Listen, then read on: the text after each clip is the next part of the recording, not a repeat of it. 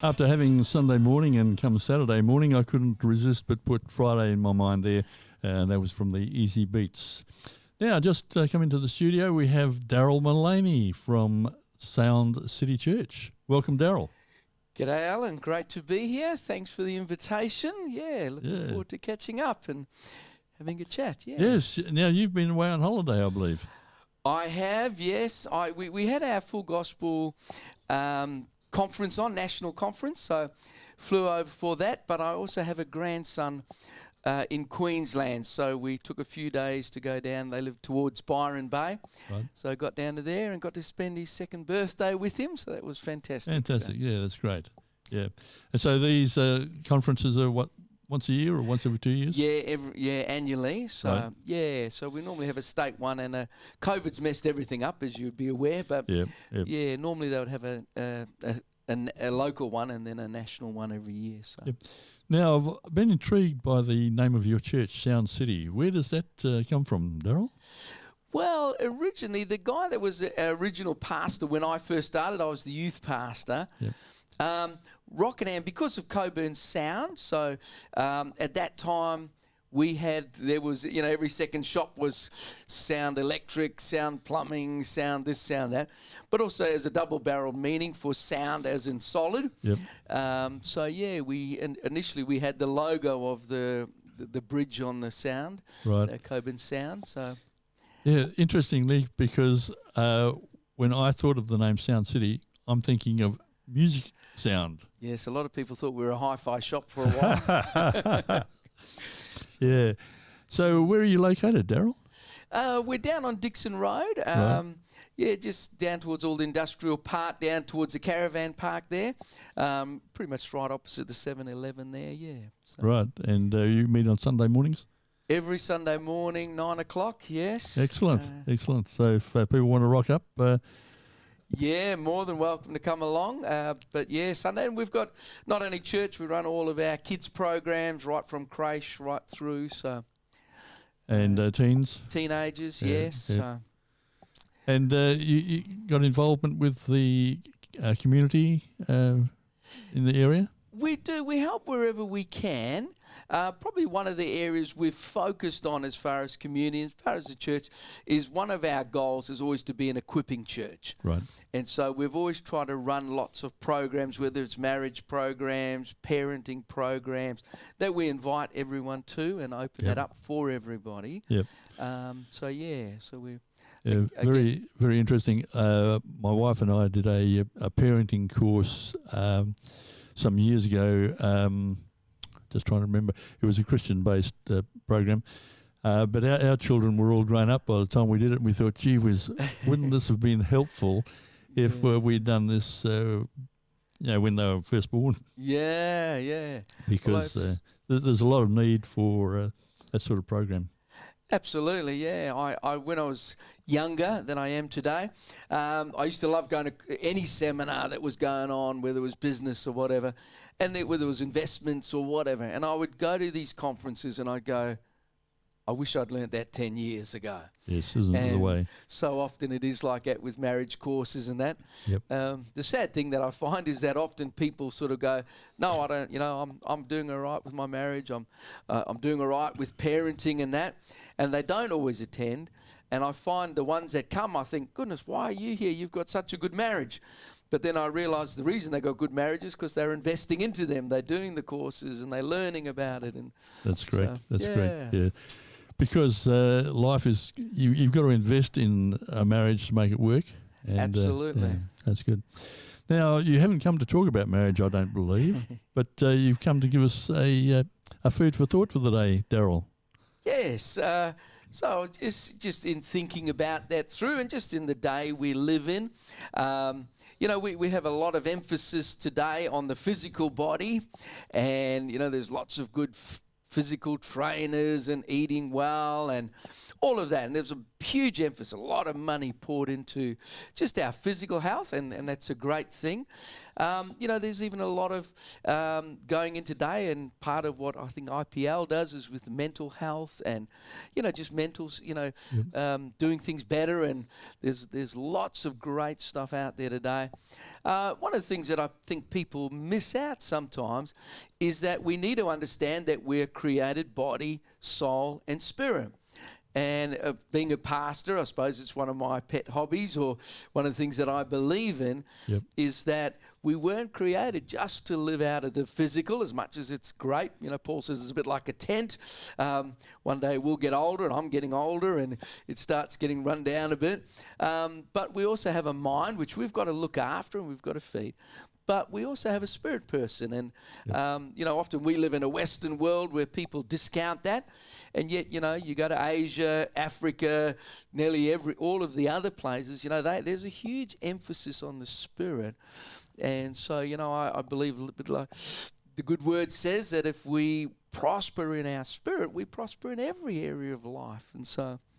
Yeah, so I always love to encourage people in that area of just growing, understanding the spiritual side of life, and I think interesting. I find that Indigenous people have a grasp of the spirit better than we do. White people don't seem to be able to grasp this idea of the spirit, whereas Indigenous people, that's part of their life, and they accept it quite freely. Oh, absolutely, yeah. And for them, there's no differentiation. It's like that's just part of life, understanding the spirit realm. I was with some folks from PNG just at the conference, and we got talking about that very subject. And, they were just saying that, from their culture even, and with the Indigenous cultures and that, the whole spiritual side of, whether it's casting spell or whatever it is, that whole side of things is just very natural to them. But from a Western point of view, we sort of go, I don't think we agree with it. Don't necessarily put a lot of emphasis on that. But when you look at the cultures around the world, I would probably say 60 to 70% of cultures, it's just part of their culture, and they understand that. And you talk to somebody about the Holy Spirit, and the shutters go up. It's interesting. I get to often not tease people, but I often say as a pastor, I'd love to do a spiritual health check, especially with people who don't go to church. And I've often asked people, do they believe in the spiritual? No, we're really not into that sort of thing. And I said, whether it's have you ever heard of Ouija boards or seances? Oh yeah, we've done that. New Age. Oh yeah, we've been in New Age festivals, and there's a real hunger for the spiritual in that sense. Talk about God or the Holy Spirit. No, I don't always agree with that. But I think there is. I think there's there is a hunger for spiritual things. Very good. It would be good if it's more of God, and I think it's an area, especially in this life, in the day and age that we're living in. I think we have so many challenges, and I don't know if it's only because I come from a spiritual background, but I often wonder how people survive in life, even without just without that hope of prayer and a hope in God that God can change things, and so I'm glad that I have that hope. I'm glad I have that faith that when I'm in trouble or things are difficult, and that seems to be happening more and more in life. And, if we look back just 2 years ago, or however long, it's 3 years now with COVID, when that hit, that just changed our world completely. I was sort of a guy that liked to plan everything, and just about everything went out the window. I didn't know what the future was going to look like. But I was glad I had a hope. As I often say, I might not know the future, but I do believe in a God who knows the future. And so, So how did Sound City cope with the lockdown? Yeah, well, it was a challenge for us. Again, not that I travel huge amounts, but I was actually in a wedding over East when they announced all the shutdowns and everything. And so I think it was the 11th or towards the 14th of September, but we literally flew back in Thursday night, and the lockdowns, I think, started Saturday. And so I literally had 2 days to become a TV evangelist and work out. At the time, I had a little Canon camera, and so we were trying to work out how to go online. We'd never done online church. So we had 2 days, and I called all our music team in before it all got shut down, and we literally tried to produce a service. And then fortunately, as it went, we got a little bit better at that. Yep. But yeah, it was a great challenge. So, and I think online, for a lot of people, that was I think a lot of, it was an interesting time, because I think a lot of people, because we were forced to be locked down, a lot of people enjoyed church online. I had so many people that said, "Oh, we love getting up and sitting in our pajamas and drinking coffee while we listen to you preach on TV." And some did it. The good thing for us, I think it was as well, that not only people could watch it live or watch it at the same time as we did church, but we had a whole lot of fly in, fly out, FIFO people. We had a whole lot of shift workers. And they said, "Oh, this is wonderful, because I can work, come home, go to sleep, Sunday morning, get up in the afternoon." I had families that were working shift work. They would come together at 3, 4, or whatever time they chose, and they would do church then. And so so that was an interesting way navigating through it all. But for better or for worse, most people have come back. I've still got a lot of people that are enjoying it, especially if it's raining or it's a bit cold. They go, "Oh, I think I'll do it in my pajamas with coffee this morning on the couch." So what started out as a problem became an opportunity. Yeah, it has been. And we've, as I said, one of our challenges as a church, we've always wanted to be an equipping church. And so we ran a school of ministry. On 2019, we had our largest intake of 60 students, which lasted 1 month, and then COVID hit. Right. So it started in February. We literally did 4 lessons, and then we had to shut it all down. So I was forced to move everything online. And that's been a great blessing for a lot of people, because now not only it's local, anyone around the world can do it, and we've sent. I have a lot to do with churches in the Philippines and Africa and that, so we've made that available to people all over the place, and so they can do it at their own pace, but online. And they do it all, fill out a little form, and we get back to them, and work through it. So so really, it's been a blessing in many ways. Yes, as you said, I think it did create lots of opportunities. I think it also gave us a good chance to relook at church. As we've said, I don't think one of the things that happened was we really did have to look at what it's going to look like in the future. And so I think it has helped us in many ways. And so, yes, our pastor sort of talks about future-proofing the church. And it's sort of gone a long way to doing that. Yes. So, which is great. Yeah, so now we have the benefit of both. So we're, people, we love it when people are there, and we do feel like it's family.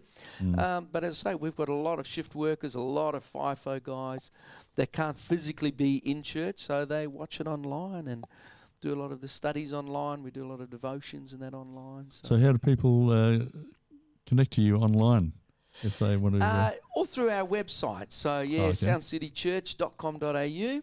And we have our school of ministry and the different courses that we have. And we not only have our own, but we do have a couple of others that we've partnered with. And one is a marriage course. One is a guy from Canada who's actually coming to our church in 16th of October. But he does some prophetic courses. And so, whatever courses we can, we've looked at. We're looking at doing some of the Alpha courses, which do great. Parenting, youth, and then Alpha for adults, and that they do all the marriage courses. So, looking at that. Yeah, Alpha's a great course. I've done that myself. And, brilliant. I'd recommend it to anyone. Yeah. So, all good. Yeah, so it's like everything in life. Sometimes people sort of go, oh, and then do it. They go, I wish I'd done that 10 years ago. So That's right. any investment into your life is a good investment. Absolutely.